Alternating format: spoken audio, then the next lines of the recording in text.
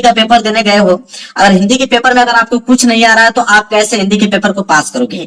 ये आपके पास पेपर देख रहे हो, ये 2025 का पेपर है मेरे प्यारों, जो पूरा का पूरा ये पेपर है और इस पेपर में आपको कुछ भी नहीं आ रहा। और इस पेपर में आप लोगों का देखिए 70 नंबर का पेपर है और इसमें कम से कम आप लोगों को 50 या 55 नंबर लाना है बिना पढ़े। आपको कुछ नहीं आ रहा है, मैं कैसे इसको हल करूंगा कि 50 से 55 नंबर आप लोग आराम से ला पाओगे। तो हिंदी के पेपर में बिल्कुल आप बैठे हो, आपको कुछ नहीं आ रहा है कि क्या करें, कैसे पास होए, ठीक है, कैसे सारे क्वेश्चंस को हम सॉल्व करें कि इस बार हम पास हो पाए। तो मेरे प्यारे बच्चों, हर साल वीडियो बनाता हूँ, हर साल बच्चे देख के जाते हैं और हर साल पास होके आते हैं। मेरी गारंटी है कि वीडियो को पूरा देखोगे तो गारंटी है मेरा प्यारे बच्चों कि आप फेल नहीं होगे, फेल तो कभी नहीं हो पाओगे, पास ही होगे, इस बात की दावा करता हूं मैं। तो मेरे प्यारे बच्चों, इस पेपर को मैं खुद सॉल्व करके आपको दिखाने वाला हूँ। वीडियो को बस लाइक कर देना, चैनल पर नए हो तो चैनल को जरूर सब्सक्राइब कर लेना। ये हिंदी का पेपर है, इस पूरे पेपर को मैं खुद अपने हाथों से, ये बोर्ड एग्जाम की कॉपी पीछे देख रहे हो, मैं एक एक प्रश्न को खुद अपने हाथों से सॉल्व करने वाला हूँ। तो मेरे प्यारे बच्चों, जैसा आपको मालूम है कि आपके पेपर में दो तरीके के क्वेश्चंस बनते हैं। आपके पेपर में जो है दो तरीके के क्वेश्चंस बनते हैं। क्वेश्चंस ये है मेरे प्यारे बच्चों, देखिए एक होता है आपका सब्जेक्टिव प्रश्न और एक होता है आपका ऑब्जेक्टिव प्रश्न। दो कैटेगरी के प्रश्न आपके एग्जाम में पूछे जाते हैं, कोई भी पेपर दे रहे हो, ठीक है। बस फर्क ये होता है कि जो 10th वाले बच्चे होते हैं, 10th में जो हिंदी का पेपर होता है मेरे प्यारे बच्चों, वो आपका 70 मार्क्स का होता है, ठीक है। और वही अगर हम क्लास 12th की अगर हम बात करें तो क्लास 12th में हिंदी का पेपर जो है वो आप लोगों का 100 मार्क्स का होता है। इसमें क्या होता है क्लास 10th वालों में कि इसमें प्रैक्टिकल के नंबर जुड़ते हैं, इसमें जो है प्रैक्टिकल के 30 नंबर मिलते हैं और इसमें प्रैक्टिकल होता नहीं है क्लास 12th में हिंदी के पेपर में। ये पूरा का पूरा 100 नंबर कराएगा। तो गारंटी मेरे प्यारे बच्चों की 70 में यहाँ से आप 50 या 55 नंबर आराम से ला दोगे और इंटर वाले बच्चे 80 से 85 नंबर बिल्कुल आराम से ला दोगे, इस बात का दावा करता हूं मैं। बस वीडियो को पूरा देख लेना। तो सबसे पहले मैं ऑब्जेक्टिव का ट्रिक बता देता हूँ। सबसे पहले मेरे प्यारे बच्चों ऑब्जेक्टिव का ट्रिक बता देता हूँ, क्योंकि ऑब्जेक्टिव जो क्लास 10th में है 20 नंबर का ऑब्जेक्टिव पूछा जाता है। 20 नंबर का ऑब्जेक्टिव क्लास 10th में पूछा जाता है। क्लास 12th में जो होता है मेरे प्यारे बच्चों 10 नंबर का ऑब्जेक्टिव पूछा जाता है। तो उसके लिए कौन सी ट्रिक है मेरे प्यारे बच्चों, कौन सा ट्रिक आप लोगों को अप्लाई करना ऑब्जेक्टिव के लिए। तो पहले ऑब्जेक्टिव के लिए आप ट्रिक समझ लीजिए, इसके बाद मैं सब्जेक्टिव का पूरा पेपर सॉल्व करके बताता हूँ। देखिए ऑब्जेक्टिव में कुछ कंडीशंस होते हैं, कुछ बेसिक रूल होते हैं जिनको आपको फॉलो करने होंगे। जैसे पहला रूल ये कहता है कि अगर आपके देखिए 4 ऑप्शन होते हैं, ऑप्शन ए, ऑप्शन बी और ऑप्शन सी और ऑप्शन डी, 4 ऑप्शन होते हैं। 4 ऑप्शन में से कोई ना कोई एक ऑप्शन सही होता है, ठीक है। तो इसमें आपके कंडीशंस रहेंगे। कंडीशन नंबर पहला, अगर कोई भी ऑप्शन अगर आपको ए और बी दिख जाए, कोई भी अगर ऑप्शन आपको ए और बी दिख जाए तो आपको आंख बंद करके उसी ऑप्शन पे क्लिक करना है, ठीक है। या तो आप लोगों को कभी कभी मेरे प्यारों ऐसे देता है कि इनमें से सभी, कोई ऑप्शन चारों में से आप देखोगे ना तो इनमें से सभी लिखा रहेगा, तो इनमें से सभी जिसमें आपको दिखे 4 ऑप्शन में आपको वही क्लिक करना है। और एक कंडीशन होता है कि इनमें से कोई नहीं। मैं पूरी कंडीशन आपको बताऊंगा कि इनमें से कोई नहीं, अगर कोई भी ऑप्शन आपको चारों में से आपको दिख जाए कि इनमें से कोई नहीं तो आपको क्लिक करना है इसी वाले ऑप्शन पे, ठीक है। तो ए और बी, इनमें से सभी, इनमें से कोई नहीं, अगर इन तीनों में से कोई भी ऑप्शन में दिख जाए इन्हीं पे आंख बंद करके आप लोगों को क्लिक करना है। चौथा कंडीशन ये होता है कि अगर कोई ना दे, चारों ऑप्शन अगर अलग हो, इनमें से कोई ऑप्शन ना दे, चारों ऑप्शन अगर अलग हो, ऑप्शन ए भी अलग हो, ऑप्शन बी भी अलग हो, ऑप्शन सी भी अलग हो और ऑप्शन डी भी अलग हो, तब क्या करना होगा। तो मेरे प्यारे तो वहां पे कौन सी ट्रिक अप्लाई करना पड़ेगा कि आप लोगों का क्वेश्चन सही हो पाए।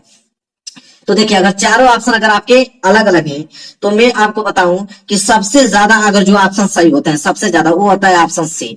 ऑप्शन सी मेरे प्यारे 90% केस में ऑप्शन सी सही होता है। तो ऑप्शन सी पे आपको अधिकतर क्वेश्चन पे आपको क्लिक करना है और उस क्वेश्चन पे आप लोगों का ऑप्शन ए क्लिक करना है। 10% वाले प्रश्नों पे आपको ऑप्शन ए, 90 ज्यादा से ज्यादा ऑप्शन सी पे क्लिक करना है। जिनमें तीनों ये ना दिखे उनमें ऑप्शन सी क्लिक करके आना है, फिर उसको भाग्य के ऊपर छोड़ दीजिए कि आपका सही हो रहा है गलत हो रहा है। लेकिन अधिकतर मैंने देखा है कि सी वाले ऑप्शन अधिकतर सही होते हैं। तो ये ऑब्जेक्टिव के लिए कुछ बेसिक रूल थे, ठीक है। मेन है आपका सब्जेक्टिव, ठीक है। तो ऑब्जेक्टिव आपका यहाँ से क्लियर हो गया। अब सब्जेक्टिव मेरे प्यारों जो देखिए सब्जेक्टिव में कौन सा ट्रिक अपनाना है उसको देखते हैं। अब देखो उसके लिए मुझे पेपर खोलना पड़ेगा। ये पेपर मेरे प्यारों इसमें ऑब्जेक्टिव का ट्रिक मैंने बता दिया। सब्जेक्टिव देखिए कहां से स्टार्ट होता है उसको देखते हैं। सब्जेक्टिव स्टार्ट हो रहा है आप लोगों का यहाँ से खंड ब, खंड ब से आपका वर्णनात्मक प्रश्न, ये आपका सब्जेक्टिव स्टार्ट हो रहा है।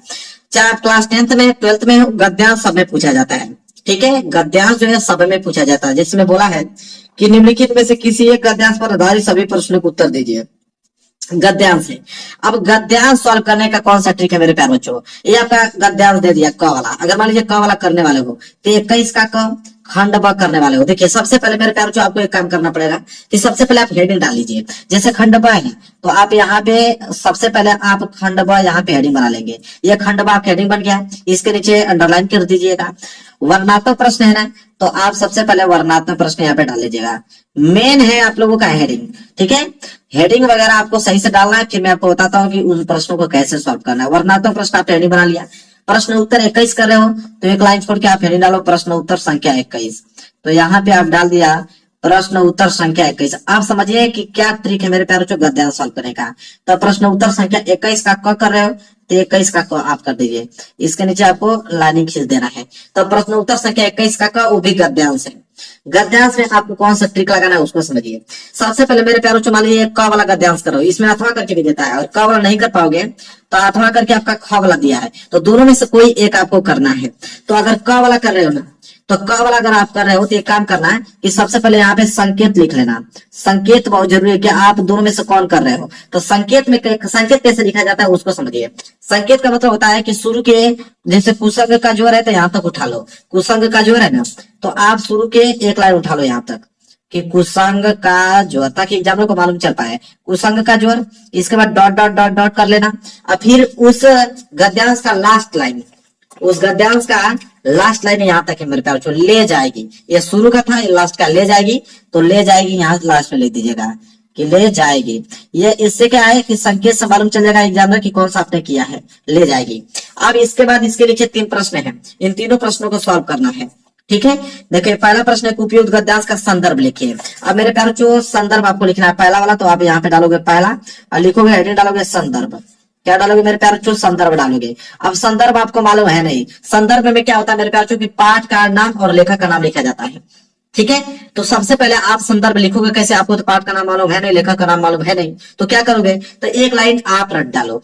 आप यहाँ लिखोगे गद्यांश कर रहे हो तो लिखोगे प्रस्तुत गद्यांश हमारी पाठ्य पुस्तक की। यह लाइन आप हमेशा याद रख लो, प्रस्तुत गद्यांश हमारी पाठ्य पुस्तक, प्रस्तुत गद्यांश हमारी पाठ्य पुस्तक। ये लाइन आपको सभी बच्चों को याद करना पड़ेगा, ठीक है।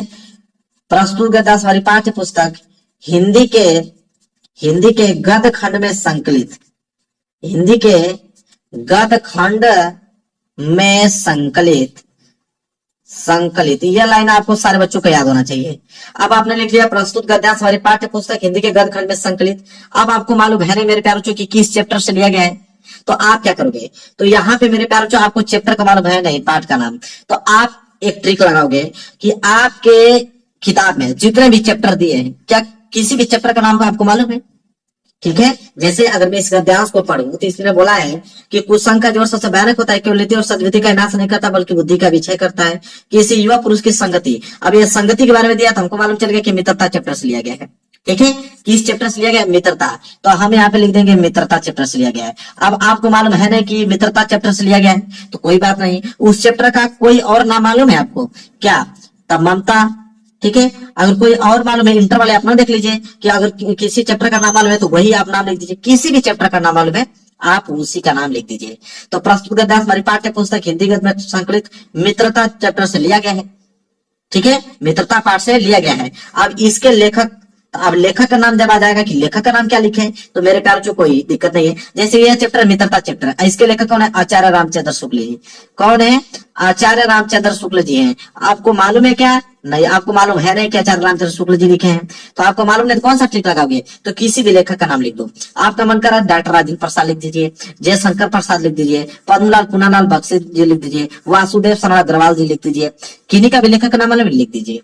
आपको लिखना, छोड़ना नहीं है प्रश्न को, आपको लिखना है इसी तरह, ये आपका संदर्भ हो जाएगा कंप्लीट। किसी भी चैप्टर का नाम आ रहा है लिख दीजिए, किसी भी लेखक का नाम मालूम है लिख दीजिए, लेकिन छोड़ना नहीं है, लिख दीजिए उसको। यह संदर्भ नहीं आ रहा तो यही काम करोगे ना, छोड़ने से बेहतर क्या, काम कीजिए, नंबर आपको मिलेगा, इस बात की गारंटी लेता हूँ। जब पूरा पेपर सॉल्व कर दोगे, जब एग्जाम कॉपी चेक करेगा तो वो आपको पूरा का पूरा नंबर देगा, इस बात का दावा कर दो, वैसे ही लिख के आना है।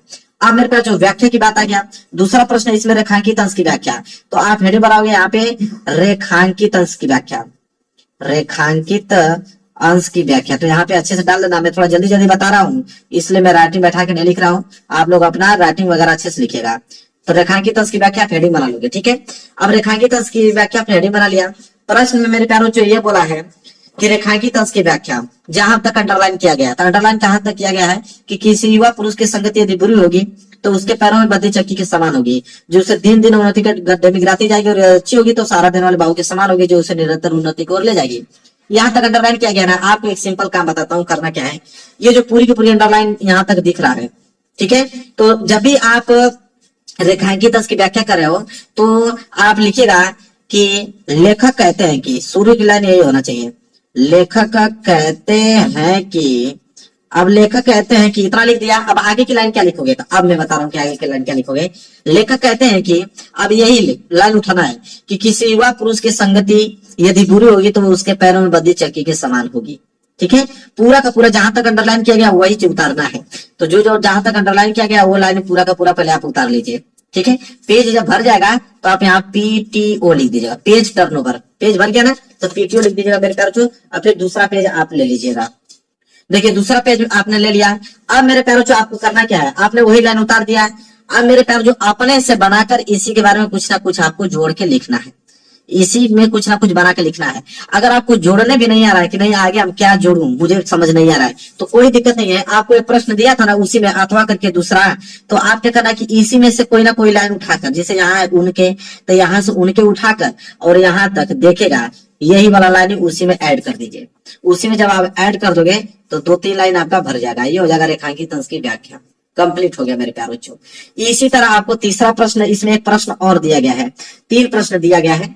बोला है कि सुदृढ़ बाहु का क्या अर्थ है, तो आप लिख देना कि सुदृढ़ बाहु का अर्थ है कि, अब क्या अर्थ है, तो ये जो गद्यांश आप कर रहे हो तो सुदृढ़ बाहु का अर्थ है कि, अब आपको समझ में नहीं आ रहा है तो लिख दीजिएगा कि जो उसे दिनों दिनों उन्नति के गड्ढे में गिराती जाएगी और यदि अच्छी होगी तो सारा दिन बाहु के समान होगी, बस यही लाइन उसमें ऐड कर देना, तो ये हो जाएगा सुदृढ़ बाहु का अर्थ, ठीक है। नहीं आ रहा यही आपको काम करना है। तीनों प्रश्न आपने हल कर दिया, नंबर आपके मिल जाएंगे। तो गद्यांश कोई भी आ जाएगा, तो गद्यांश सॉल्व करने का यही ट्रिक है, अगर नहीं आपको आ रहा है तो। इसी तरह पद्यांश अगर आपको करना है 22वां, कि निम्नलिखित में से किसी एक पद्यांश पर आधारित सभी प्रश्न को उत्तर दिए। पद्यांश भी आपके क्लास 12 में और 10th में दोनों में आता है, तो पद्यांश प्रश्न 22वां करना है, क वाला, वही आपको काम करना है। एक लाइन छोड़कर आप डालिए प्रश्न उत्तर संख्या 22वां, तो आप यहाँ लिखेंगे लिंक प्रश्न उत्तर संख्या 22। आप प्रश्न उत्तर संख्या 22 कर रहे हैं, 22 का क कर रहे हैं कि ख, तो क कर रहे हैं तो यहाँ पे क डाल लीजिएगा। इसके बाद मैंने बताया ना आप लोगों को सेम वही काम करना है, संकेत, तो यहाँ पे संकेत में लिख दीजिएगा। संकेत कैसे लिखना अभी मैंने आप लोगों को बताया कि शुरू की लाइनिंग, जैसे शुरू की लाइन यहाँ पे लिख दीजिएगा और लास्ट की लाइन ये वाला लिख दीजिएगा, ये हो जाएगा आपका संकेत। और देखिए इस प्रश्न को करना है ना, तो इसके प्रश्न के नीचे भी 3 प्रश्न है, वही चीज आपको लिखना है कि प्रस्तुत पद्यांश का संदर्भ। संदर्भ में 2 ही चीज लिखना होता है, पाठ का नाम, लेखक का नाम। मैंने कहा ना कि किसी भी पाठ का नाम अगर मालूम होगा पद्यांश का लिख दीजिएगा, लेकिन इसमें पद्यांश में रचयिता होते हैं, किसी भी रचयिता, तुलसीदास हुए, सूरदास जी हुए, महादेव वर्मा जी, कुछ भी है आप लिख दीजिएगा, आपका नंबर मिल जाएगा। संदर्भ में ऐसा ही लिखना है। और इसके बीच जो भी प्रश्न है, दूसरा प्रश्न भी पूछा है, उसी पैसेज में से छाट के लिखना है।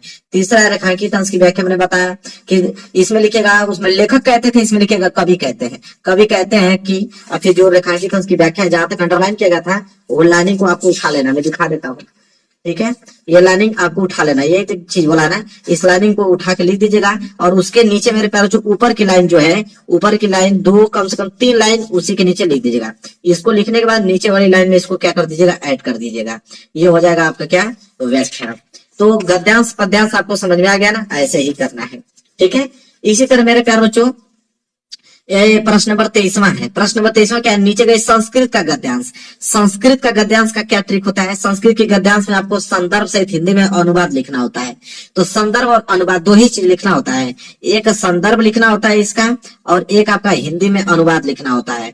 अब मेरे प्यारे बच्चों इसको कैसे करोगे, तो मैं आपको ट्रिक बताता हूँ। आप संदर्भ में मेरे प्यारे बच्चों क्या कीजिएगा कि देखिए संस्कृत चैप्टर से लिया गया होगा, तो आपको देखिए जैसे वाराणसी चैप्टर है, वीरबेन पूजते है, भारतीय संस्कृति चैप्टर है, 3 चैप्टर मैंने बता दिया संस्कृत का ना। इसी तरह आपको कोई ना कोई चैप्टर याद ही होगा, उनको लिख दीजिएगा कि यह जो है संस्कृत खंड के वाराणसी चैप्टर से लिया गया है, या संस्कृत खंड के वीरबेन पूजते चैप्टर से लिया गया है, यह संस्कृत खंड के भारतीय संस्कृति चैप्टर से लिया गया है। इसी तरह आपको लिखना है, यह हो जाएगा संदर्भ। हिंदी में अनुवाद में जब इसका हिंदी में अनुवाद करना होगा तो आप बना के भी कर सकते हो। जैसे बोला वाराणसी प्राचीन काल के है विद्या, तब लीजिए वाराणसी प्राचीन काल है, ठीक है, उसमें घर घर में विद्या का प्रसारण होता है, ऐसे आप बना के लिख सकते हो। और जिनको नहीं आ रहा है कि नहीं मैं बना के भी नहीं लिख पाऊंगा सर, बिल्कुल नहीं समझ में आ रहा है, मैं करूं तो करूं क्या, तो भाई वो क्या करेंगे, तो वो काम करेंगे मेरे प्यारे बच्चों कि यहाँ पे जो पैसेज मैंने आपको दिखाया था शुरू में, तो जो पैसेज मैंने आपको दिखाया तो उसी पैसेज को आपको लिख देना है। जैसे ये पैसेज है ना, तो यहाँ से शुरू से उठाइएगा और या लास्ट तक पूरा का पूरा यहाँ पे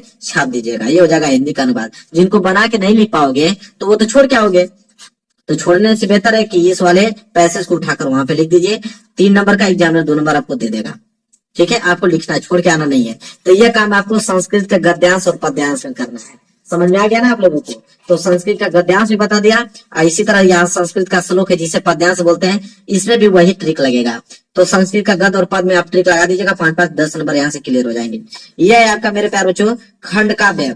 देखिए खंड काव्य इंटर में भी आता है और हाई स्कूल में भी आता है। तो खंड काव्य डिस्ट्रिक्ट वाइज आता है, जिला वाइज आता है। तो अपने जिला में पहले देख लीजिएगा, इसमें आप बना के नहीं लिख सकते हो। ये नहीं कि कोई दूसरे डिस्ट्रिक्ट का लिख दो तो नंबर मिल जाएगा, नहीं, आपको नंबर काट लिया जाएगा, क्योंकि डिस्ट्रिक्ट वाइज कॉपी चेक होता है। तो पहली बात आपने घर से ही देख लीजिएगा कि आपके डिस्ट्रिक्ट में मातृभूमि पूछा जाता है, कि अग्र पूजा पूछा जाता है, कि जय सुभाष पूछा जाता है, कि मेवाड़ मुकुट पूछा जाता है। जो भी पूछा जाता है अपने घर से ही देख लीजिएगा और वही बना के आपको लिखना पड़ेगा। तो इसमें कोई दूसरा नहीं लिख पाओगे, आपके डिस्ट्रिक्ट में जो पूछा जाता है वही लिखना पड़ेगा।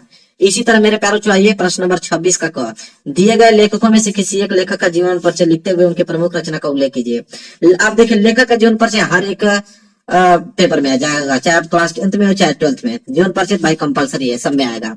तो किसी का जीवन परिचय अगर आप लिख रहे हो मेरे प्यारे बच्चों, तो जीवन परिचय लिखने का मतलब क्या है, ये देखिए जीवन परिचय कोई भी लिख देगा। इसमें मेन चीज क्या होता है मेरे प्यारे बच्चों, सबसे पहले नाम किनका लिख रहे हो, ठीक है, इसके बाद पिता का नाम, माता का नाम, ठीक है, इसके बाद मेरे प्यारे बच्चों शिक्षाएं कहाँ तक प्राप्त उन्होंने की, इसके बाद रचनाएं, ठीक है।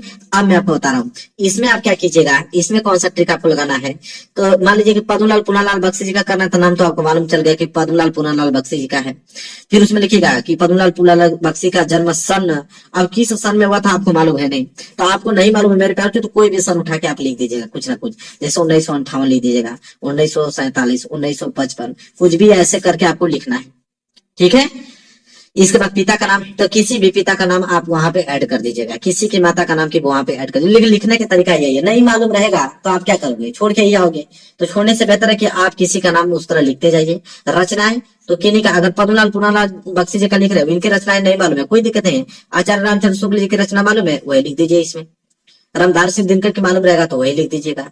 तो किसी का भी रचना अगर मालूम रहेगा तो वहीं पे आपको एक ट्रिक लगाना है।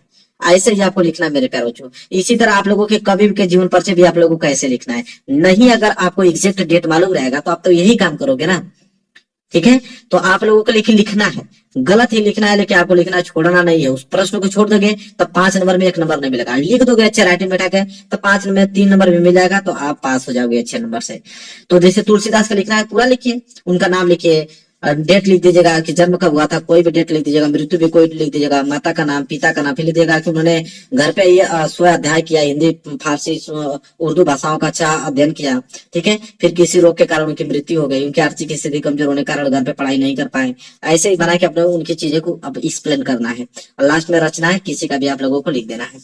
तो ऐसे आप लिख कर आप अच्छे नंबर ला सकते हो। इसके बाद मेरे प्यारे बच्चों यहाँ बोला है कि अपने पाठ्य पुस्तक में से कंठस्थ कोई एक श्लोक लिखिए जो इस प्रश्न पत्र में ना आया हो। अगर श्लोक लिखने के लिए बोल दे तो 2 नंबर का श्लोक आता है संस्कृत का। श्लोक में आप कौन सा ट्रिक लगाओगे मैं आपको बताता हूँ। अभी आपको एक संस्कृत का यहाँ पे गद्यांश दिया था, ठीक है। तो संस्कृत का गद्यांश में दिखा देता हूँ कि संस्कृत का गद्यांश आपको पूछा था उसमें। तो संस्कृत के गद्यांश में से ही आपको श्लोक बनाना है। जैसे संस्कृत का गद्यांश दे दिया है तो आपको संस्कृत के गद्यांश में से कीजिएगा, ये आपकी पहली लाइन हो जाएगी, उसी के नीचे यह दूसरी लाइन, फिर नीचे तीसरी लाइन और उसके नीचे चौथी लाइन। 4 लाइन का ये होता है मेरे प्यारे बच्चों पोयम। 4 लाइन का आप एक श्लोक लिख देना, उसी का आपको नंबर मिल जाएगा 2 नंबर। श्लोक अगर नहीं आते तो आपको यही ट्रिक लगाना है कि संस्कृत के गद्यांश में से 4 लाइन उसको बना के उसके नीचे नीचे आपको अरेंज करके लिख देना है, आपको नंबर मिल जाएगा मेरे प्यारे बच्चों। इसके बाद मेरे प्यार आता है प्रश्न नंबर 28वां। देखिए पत्र लेखन सब में आता है। वही बोला है कि अपने मोहल्ले की नालियों की समुचित सफाई के लिए नगर निगम स्वास्थ्य अधिकारी को पत्र लिखे। अब देखिए पत्र आपके 4 नंबर के। पत्र लेखन का मतलब मेरे प्यार क्या है, पत्र लेखन के लिए आप कैसे लिखोगे। अगर स्वास्थ्य नगर निगम अधिकारी को लिखना है तो सबसे पहले आप उनका एड्रेस लिखोगे। यहाँ पे मेन चीज होना चाहिए एड्रेस, पता। पहले उनका पता आप लिख दीजिए मेरे प्यार बच्चों। पता लिखने के बाद उसके नीचे आप डेट लिखिए। इसके बाद मेरे प्यार बच्चों आप विषय लिखिए कि किस विषय में आप ये पत्र लिख रहे हो। विषय लिखिए लिखिए। बी से लिखने के बाद यहाँ पे लिखिए कि सविनय निवेदन है।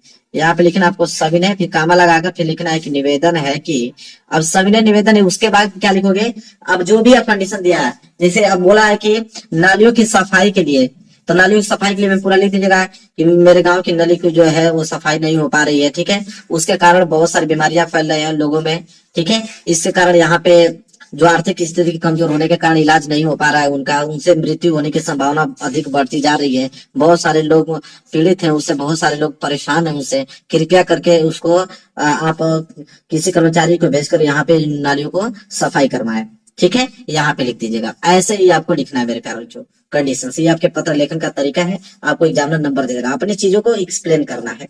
इसी तरह मेरे प्यारे बच्चों यहाँ पे है 29वां कि निम्नलिखित में से किन्हीं दो प्रश्नों के उत्तर संस्कृत में दीजिए। अब संस्कृत में उत्तर देना है, 2 नंबर आपको मिलेगा। जैसे मान लीजिए कि यह पहला आरुणि क आसित, तो आरुणि किरम आसित, ठीक है, कुछ भी देखिए, ये आपका पहली लाइन वही होना चाहिए, लास्ट वाली लाइन भी वही होना चाहिए, बीच में कोई ना कोई दूसरी लाइन कुछ ना कुछ इसमें ऐड कर लेना है। जैसे आरुणि, अभी इसी में जोड़ लीजिए, स्वनामक किमम आसित लिख दीजिए। दूसरा वीर केन पूजिते लिखना, तो वीरा केनम पूजिते ऐसे लिख सकते हो। इसका करो चंद्रशेखर, फिर यहाँ पे केना पूजते अवधत लिख दीजिए। तो ऐसे बनाकर आप उसका उत्तर आप दे सकते हो। इसके बाद लास्ट है आप लोगों का 30वां, निम्नलिखित में से किसी एक विषय पर निबंध लिखिए। निबंध देखिए मेरे प्यारे, आप चाहे क्लास 10th में 12th दोनों में आता है, 7 नंबर के है, क्लास 12th में 9 नंबर के लिए निबंध आता है। निबंध में मेरे प्यारे 2 ही चीजें लिखना जरूरी है। निबंध जब भी लिख रहे हो ना, तो पहली हेडिंग आपकी प्रस्तावना होनी चाहिए। पहली हेडिंग आपकी प्रस्तावना एग्जामिनर चेक करता है, उसको सही से लिखिएगा, और लास्ट की हेडिंग आप उपसंहार होता है, उसको सही से लिखिएगा। 2 हेडिंग आपको एग्जामिनर चेक करता है, तो ऐसा बना के लिखिएगा ताकि उसको लगे कि भाई उसी चीजों के बारे में जिक्र किया गया है। बीच में आप 4-5 हेडिंग अपने से बना के ऐड कर सकते हो, और उसमें कुछ भी आप लिख सकते हो। नहीं आ रहा तो गद्यांश पद्यांश से उठा के उनके बीच में कुछ ना कुछ लिखना चालू कर दीजिएगा।